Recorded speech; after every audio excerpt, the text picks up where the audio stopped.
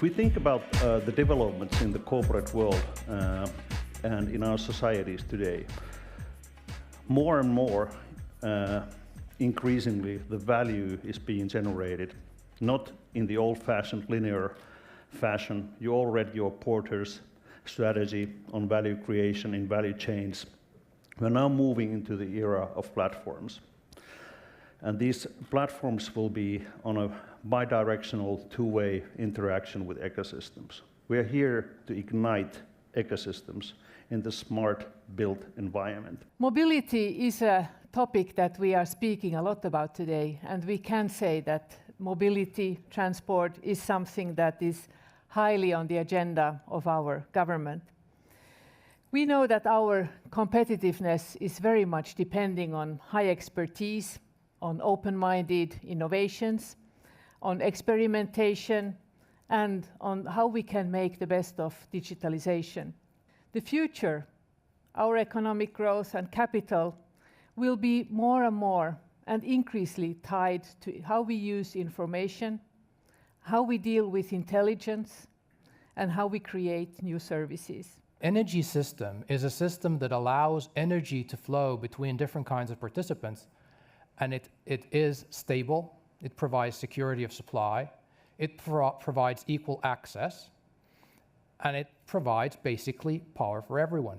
So allowing the technical flexibility and the commercial flexibility to flourish and scale is what makes the smart energy systems work. What is then a smart building and what is kind of like the core in use and living in those? Well, of course, smart buildings need to be really nice place to live and work. I mean, that's the core where we are aiming.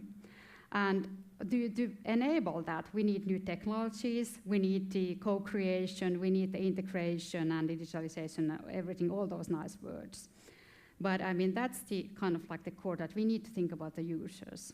We need to understand also the business systems, the ecosystems there, and more we need to understand and change our leadership in this kind of like complex ecosystems. Maybe many of you know this, Warren Buffett.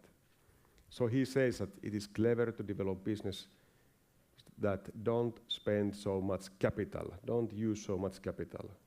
It's time to change business models. It's time to develop new business models. In smart living, there are a lot of features like convenience, safety, people interacting together, and energy is only one part of that. When we go to renewables and we need flexibility, heat has actually a very important role also, especially in our areas where we still hopefully have winters and summers. District heating system can really help the energy system to be flexible.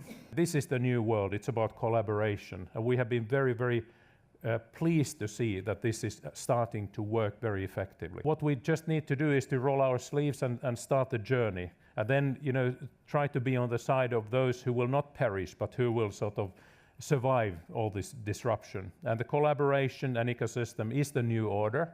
And it's a new order because together we are stronger. Thank you. There's a lot of new innovation.